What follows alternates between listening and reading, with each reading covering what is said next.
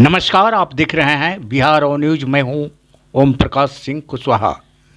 डेहरी विधानसभा क्षेत्र के डेहरी पड़ाव मैदान में रालोजद का दलित स्वाभिमान सम्मेलन का आयोजन किया गया, जिसमें मुख्य अतिथि के रूप में राष्ट्रीय लोक जनता दल के राष्ट्रीय अध्यक्ष सह पूर्व केंद्रीय मंत्री उपेंद्र कुशवाहा शामिल हुए। कार्यक्रम की अध्यक्षता रालोजद के अनुसूचित जाति प्रकोष्ठ के प्रदेश अध्यक्ष अशोक राम ने की। कार्यक्रम का संचालन डेहरी डालमिया नगर के पूर्व चेयरमैन सह रालोज नेता शंभू राम ने किया। कार्यक्रम में मुख्य रूप से महासचिव सह डेहरी विधानसभा के पूर्व एनडीए प्रत्याशी जितेंद्र कुमार उर्फ रिंकू सोनी, जिला अध्यक्ष सह पूर्व प्रमुख कपिल कुमार भी मौजूद रहे। इस कार्यक्रम में प्रतिनिधि विष्णु पासवान, युवा महासचिव विशाल सिंह, नगर अध्यक्ष सुरेश ठाकुर, कार्यकारी नगर अध्यक्ष हरेश कुशवाहा, प्रदेश के नेता बनारसी कुशवाहा, राम परीखा सिंह, प्रखंड अध्यक्ष प्रिंस, चिकित्सा प्रकोष्ठ मनोज कुमार, महेंद्र बैठा, संतोष चंद्रवंशी सहित काफ़ी संख्या में अनुसूचित जाति प्रकोष्ठ के प्रदेश स्तरीय एवं जिला स्तरीय नेता मौजूद थे। वहीं दलित स्वाभिमान सम्मेलन में हजारों की संख्या में मौजूद दलित वर्ग के लोगों को संबोधित करते हुए राष्ट्रीय अध्यक्ष उपेंद्र कुशवाहा ने कहा कि हमने अपने विचारधारा से कभी भी समझौता नहीं किया है और ना भविष्य में करेंगे। मैं जहां भी रहूंगा अनुसूचित जाति, पिछड़ी जाति, अति पिछड़ी जाति एवं उच्च जाति सभी लोगों के साथ एक होकर चला करूंगा। मैं सभी वर्गों की तरह संयुक्त साझेदारी के साथ काम करने में विश्वास रखता हूं। आपको लौटना है, इसलिए कोई बहुत लंबा चौड़ा भाषण मैं नहीं दूंगा और उसकी ज़रूरत भी नहीं है। मैं कोशिश करूंगा बहुत ही जल्दी अपनी बात समाप्त करने की। आज जिस विषय को लेकर सम्मेलन का आयोजन पार्टी के साथियों ने किया है, इस पर तो थोड़ी चर्चा निश्चित रूप से होगी ही, लेकिन इसके पहले राज्य की सरकार ने एक बहुत ही खास निर्णय लिया। जातीय जनगणना का आंकड़ा सरकार की ओर से जुटाया गया, यद्यपि उस आंकड़े में कई तरह की विसंगतियां हैं जिसकी चर्चा लोग करते रहते हैं। अभी रजक जी बोल रहे थे, वो अपनी जात के बारे में बता रहे थे। कई विसंगति है, क्योंकि आनन फानन में जिस तरह से गणना कराने की बात की गई, तो निश्चित रूप से उसमें विसंगति है। अब उन विसंगतियों की चर्चा अभी हम नहीं करेंगे, उसकी जरूरत यहाँ नहीं है। लेकिन तमाम विसंगतियों के बाद सरकार ने जो आंकड़ा जुटाया, उसके आधार पे आरक्षण की जो पहले से सीमा थी, उस सीमा को बढ़ाने का फैसला सरकार ने किया है। तो सरकार ने जो भी आरक्षण की सीमा बढ़ाने का फैसला किया, असेंबली में सभी दल के लोगों ने साथ दिया। तो मैं भी अपनी पार्टी की ओर से सरकार के इस प्रस्ताव का पुरजोर समर्थन करता हूं, हर तरह से समर्थन करता हूं। और जिन दलों ने वहां सत्ताधारी दल सहित विपक्ष के लोगों ने भी, बीजेपी, बाकी विपक्ष के लोगों ने भी इस प्रस्ताव को पारित करने में सर्वसम्मति से यह प्रस्ताव पारित हुआ, इसके लिए मैं उन दलों का भी धन्यवाद करता हूँ। अच्छा काम हुआ है। जो लोग पीछे छूट गए हैं विकास के दौर में, उनको तो जगह मिलनी चाहिए और उनको जगह मिलने के लिए एक समय सीमा तक विशेष अवसर की भी जरूरत है, और इसके लिए सरकार ने अच्छा काम किया है। हम इसकी प्रशंसा, समर्थन भी करते हैं और उसकी प्रशंसा भी करते हैं। लेकिन एक चीज मैं आपसे कहना चाहता हूं, और सम्मेलन का आयोजन भी लगभग इन्हीं कारणों से हुआ है। सरकार कोई भी कार्यक्रम चलाए, कोई भी योजना बनाए, चाहे भारत की सरकार हो या राज्य की सरकार, सरकार की योजना तो रहती ही है, एक से एक योजना, भारत सरकार की भी योजना, राज्य सरकार की भी योजना, लेकिन उन योजनाओं का लाभ जितना आपको मिलना चाहिए उतना नहीं मिल पाता। कहीं भी किसी मामला में, अब टोला मोहल्ला में भी हम लोग घूमते हैं, तो विकास देखने से पता चल जाता है कि इस गांव में दलित लोग किधर रहते हैं और दूसरे लोग किधर रहते हैं। सड़क अच्छी बनी हुई है ज्यादातर, तो समझ लीजिए कि यह दलित टोला नहीं है। सड़क अगर गड़बड़ है तो समझ लीजिए कि यह दलित टोला है। तो सरकार की योजना तो है ही, आपके यहाँ भी सड़क अच्छी बने। हम उदाहरण के लिए सड़क का नाम ले रहे हैं, बाकी बहुत सारी योजना है जिसमें जितना लाभ आपको मिलना चाहिए आपको नहीं मिल पाता है। नहीं मिल पाता है, इसलिए सरकार के तरफ से भी दोष है, वहां भी कमी है, उन कमियों को भी दूर करना पड़ेगा। लेकिन सरकार की कमी अपनी जगह, आपकी अपनी जो कमी है उस कमी की ओर मैं आपका ध्यान आकृष्ट कराना चाहता हूं। देखिए, सरकार कहीं से कुछ भी भेजे आपके पास, समाज में सब लोग रहते हैं, जो सजग ज्यादा होगा, सक्रिय ज्यादा होगा, उसको उसका लाभ ज्यादा मिलेगा। जो सजग नहीं होगा, सक्रिय नहीं होगा, उसका लाभ उसको कम मिलेगा। दलित भाइयों की यही स्थिति है, अति पिछड़ा भाइयों की यही स्थिति है। आपकी सजगता के अभाव में, सक्रियता के अभाव में आपको लाभ नहीं मिल पाता। और यह बात हम अपने अनुभव के आधार पर भी बताना चाहते हैं। हमने देखा है और उसी अनुभव के कारण हमने अपने साथियों से कहा कि भाई बाकी कार्यक्रम पार्टी का हम करेंगे, लेकिन अति पिछड़ा लोगों को और दलित महादलित लोगों को अलग से बुलाइए। तो सम्मेलन अलग से इसी कारण से रखा गया। अनुभव मेरा है, आप सब लोगों ने आशीर्वाद दिया था 2014 में, तो भारत सरकार में मंत्री बनने का अवसर मुझको मिला था। आप सब लोगों ने आशीर्वाद दिया। उस वक्त जो हमने देखा, मंत्री हम बन गए। मंत्री बनने के पहले जो चुनाव हुआ, उस चुनाव के 2 दिन पहले तक जो राजनीतिक स्थिति थी, उस स्थिति के कारण नामांकन के 2-3 दिन पहले तक मुझको ही पता नहीं था कि हम काराकाट से उम्मीदवार होने वाले हैं। यह सच है। राजनीतिक परिस्थिति बनी, हम आए, उम्मीदवार हुए और आप सब लोगों ने आशीर्वाद दिया। तो उस वक्त तक हमको भी ठीक से नहीं पता था। बहुत सारे लोगों से, आज हजारों लोग से हम डायरेक्ट परिचित हो गए हैं। उस वक्त कहाँ यह स्थिति थी? तो चुनाव में भिड़ गए, लग गए, आप सब लोगों ने जिता लिया। अब मंत्री बनकर जब हम आते थे, जितने ही लोगों को उस वक्त हम पहचान पाए थे 15-20 दिन में, हम देखते थे कि मंत्री बनने के कारण भीड़ तो बहुत लगती थी। लेकिन जब भीड़ लगती थी, कहीं मंच पर हम होते थे या लोगों के बीच में होते थे, नजर दौड़ाते थे, तो पीछे कोई एक नौजवान या कोई व्यक्ति नजर आता था, उसका चेहरा लगता था कि यह आदमी तो चुनाव में बहुत मेहनत कर रहा था। तो चुनाव में इतना मेहनत कर रहा था, आज हम मंत्री बन गए हैं, तो उसको आना चाहिए हमारे पास, कुछ हमसे मांगना चाहिए, कहना चाहिए, कोई प्रस्ताव देना चाहिए। तो वो आदमी सबसे पीछे खड़ा है। और जानते हैं कौन सबसे पीछे खड़ा होता था? सबसे पीछे खड़ा वही दलित समाज के लोग या अति पिछड़ा समाज के। इस दौरान कुशवाहा ने कहा कि विपक्षी पार्टियां लाख तिकड़म कर ले, परंतु पिछड़ा का बेटा नरेंद्र मोदी 2024 में एक बार पुनः भारत का प्रधानमंत्री बनेंगे।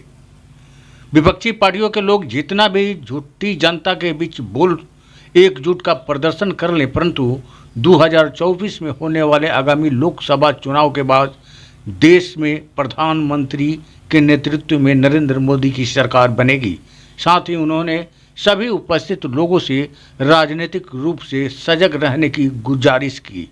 उन्होंने लोगों को आग्रह किया कि बहुत लोग दुष्प्रचार करते हैं कि मोदी सरकार बनने पर डॉक्टर अंबेडकर के संविधान को बदल दिया जाएगा। यह ऐसा कतई हो नहीं सकता है। परिणाम हुआ था कि उपेंद्र कुशवाहा सिर्फ काराकाट का सांसद नहीं बना था, हमारी पार्टी भारत सरकार में हिस्सेदार बन गई थी।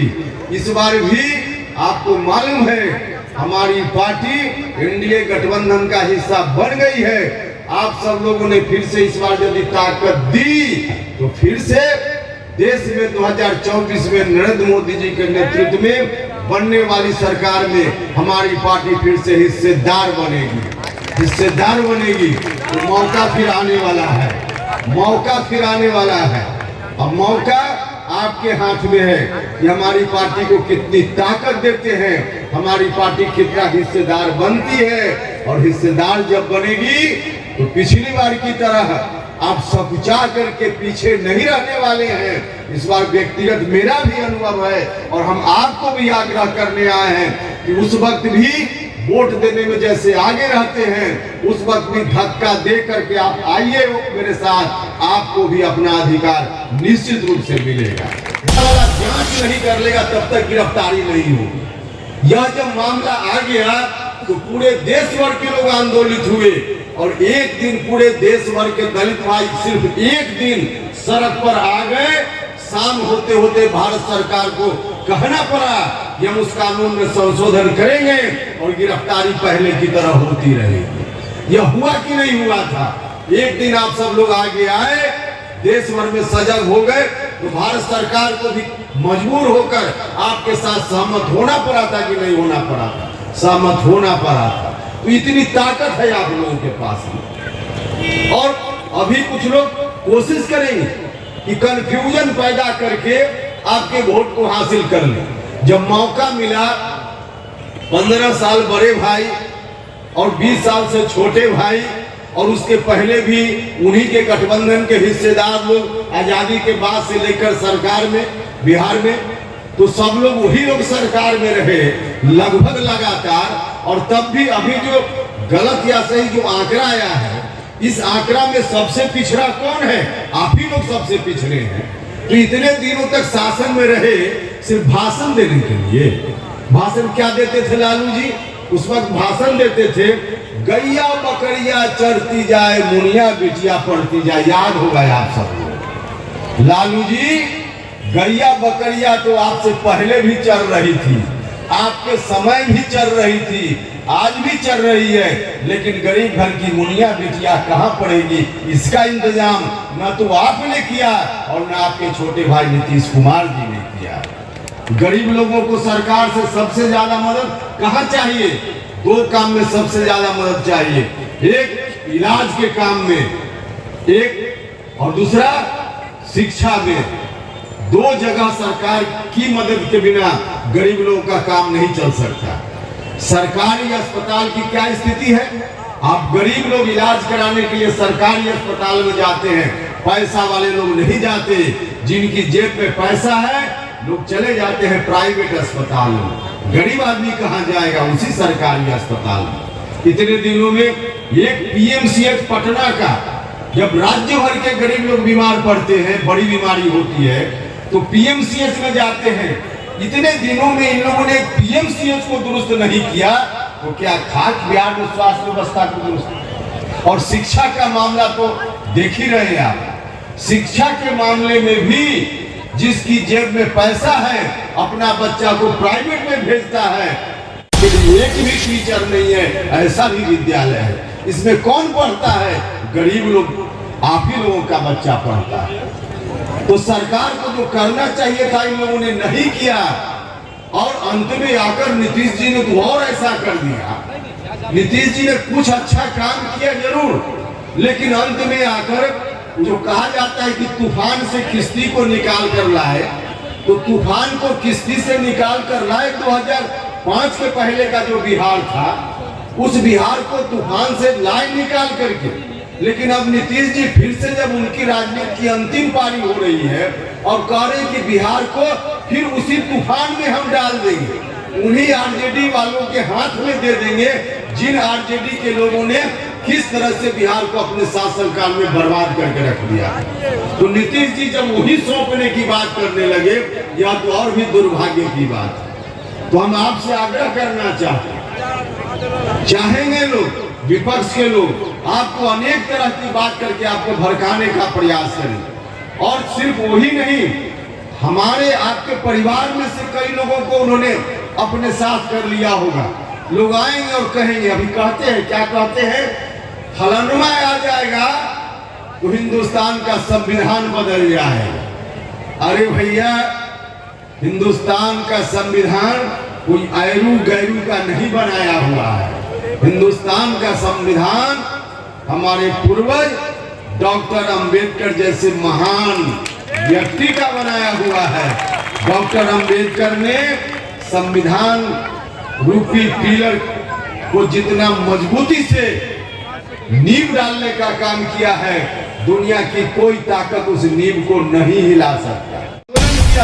तो मजबूर होकर भारत के प्रधानमंत्री को एक दिन आना पड़ा और कहना पड़ा कि हमसे भूल हो गई है, उस कानून को हम वापस करने का काम करते हैं। तो जनता जब जगती है अपने अधिकारों के प्रति, तो सरकार को भी विवश होना पड़ता है। तो इतनी ताकत आप लोगों में है, डरने की जरूरत नहीं है। और इसके साथ ही साथ आप सब लोगों ने देखा है, जब वक्त मिला है आपके हकों के लिए, आज हम सिर्फ बात नहीं कर रहे, उपेंद्र कुशवाहा ने उसी गठबंधन में लड़ते हुए लड़ने का भी काम किया है। हम भारत सरकार में जब मंत्री थे, उस वक्त कॉलेजियम सिस्टम, जिस सिस्टम के माध्यम से सुप्रीम कोर्ट और हाई कोर्ट में जजों की बहाली होती है, आज भी सुप्रीम कोर्ट और हाई कोर्ट में दलित समाज का व्यक्ति जज के रूप में एकाध मिलेगा, कोई नहीं है। पिछड़ा अति पिछड़ा समाज का नहीं है। जो जज बनने की प्रक्रिया है, उसमें दलित पिछड़ा अति पिछड़ा कोई बन ही नहीं सकता, एकाध कभी कभी बन जाता है। महिलाओं की संख्या भी बहुत कम है, क्योंकि बहाली की जो प्रक्रिया है वह पूरे तौर पे गलत है। जो जज लोग पहले से हैं, वही अपना बाल बच्चा को बहाल कर लेते हैं, उसमें कोई इंतजाम दूसरा है ही नहीं। और इस तरह का इंतजाम होने का परिणाम है कि दलित की बात क्या करें, पिछड़ा की बात क्या कीजिएगा। कोई ब्राह्मण परिवार का अपर कास्ट का बच्चा भी, जिसके पास पैसा नहीं हो, पहुंच नहीं हो, पढ़ाई लिखाई में जितना भी तेज हो, वह भी चाहे तो सुप्रीम कोर्ट और हाई कोर्ट में जज नहीं बन सकता। वही संबोधित करते हुए कार्यक्रम के और प्रदेश के नेताओं ने उपेंद्र कुशवाहा को काराकाट लोकसभा क्षेत्र में 2024 के चुनाव में भारी मतों से विजयी बनाने के लिए खुलकर इशारा किया। आप देख सकते हैं सीधे तस्वीरों में किस तरह से यहाँ महिलाओं की संख्या और पुरुषों की संख्या खचाखच। ये डिहरी पड़ाव मैदान है, यहाँ पे उपेंद्र कुशवाहा के अति पिछड़ा और पिछड़ी जाति के लोगों को एकजुट करने के लिए सम्मेलन की यहाँ चल रही है। आप देख सकते हैं सीधे तस्वीरों में महिलाओं से ये खचाखच भरा, महिलाओं ने बढ़ चढ़ करके उपेंद्र कुशवाहा का सहयोग करने का ये रुझान किया। आप देख सकते हैं सीधी तस्वीरों में किस तरह का रुझान है। काराकाट लोकसभा क्षेत्र के सांसद पुनः एक बार फिर बनाने के लिए किस तरह से जनता व्याकुल है, आप देख सकते हैं। आप तस्वीरों में, सीधे तस्वीरों में देखिए, ये खचाखच भीड़ डिहरी के पड़ाव मैदान में। ये महादलित अति पिछड़ा वर्ग सम्मेलन आप देख सकते हैं सीधे तस्वीरों में। देखिए, रिपोर्ट देखिए। आगे का सवाल पूछिए। महादलित समाज में पहुंचे रोहतास जिला में, क्या कहेंगे इस पर? तो बोले क्यों पहुंचे हैं। महादलित समाज के लोग वोट देने में आगे रहते हैं, अपना अधिकार लेने के समय पीछे रहते हैं। तो हम इनसे कहने आए हैं कि भाई जिस मुस्तैदी से आप वोट देते हैं, उस मुस्तैदी से आप अपना अधिकार लेने के लिए सक्रिय रहें, सजग रहें, तो इनको अपना अधिकार मिल पाए। यही आह्वान किया है। भाजपा वाले आज कह रहे हैं आरजेडी वाले क्योंकि आपको कंडोम बेची है, उस पर क्या कहेंगे? अभी उन दोनों के बीच का मामला है, उसमें हम कहाँ कि हमसे पूछे। चाचा भतीजे की सरकार लगभग 32 साल से चल रही है, लेकिन इसके बावजूद भी आज महादलित जो है पीछे हैं, तो इसमें क्या कहेंगे आप? क्या इन लोगों ने सिर्फ अपनी राजनीति की चिंता की, कुर्सी की चिंता की। वास्तव में दलित महादलित लोग हो, पिछड़ा लोग हो, इनकी चिंता नहीं की लोग। अब जब सरकार में बैठे हुए लोग सिर्फ कुर्सी की चिंता करेंगे तो जनता तो सफ़र करेगी। इसलिए यह स्थिति है। वोट लेने के लिए भावनात्मक बात लोग करते हैं, दलित भाइयों, अति पिछड़ा भाइयों, लेकिन उनका अधिकार जब देना हो तो उस समय लोग भूल जाते हैं। ठगने का काम इन लोगों ने किया है। सदन में जो नीतीश कुमार जो बोले हैं, जो शब्द बात बोले हैं, उसमें क्या इस्तीफा देंगे? कहा कि अगला सवाल पूछिए, उसी सवाल पूछिए। लोकसभा में क्या भूमिका होगी आपकी पार्टी? लोकसभा में तो एनडीए गठबंधन का हिस्सेदार हमारी पार्टी बनी है। एनडीए के साथ मिलकर हम लोग चुनाव लड़ेंगे। बिहार में 40 लोकसभा सीटें हैं, कितने 40 में 40 जगह हमारी पार्टी की तैयारी चल रही है, क्योंकि जहाँ जहाँ तय होगा हमारी पार्टी के लिए वहाँ हमारी पार्टी का उम्मीदवार होगा। बाकी जगह गठबंधन में और पार्टी के लोग होंगे, उनकी मदद भी तो हम वहाँ करेंगे। तो 40 में 40 कैसे एनडीए गठबंधन का उम्मीदवार जीते, इस बात के लिए हमारी तैयारी चल रही है। चलिए।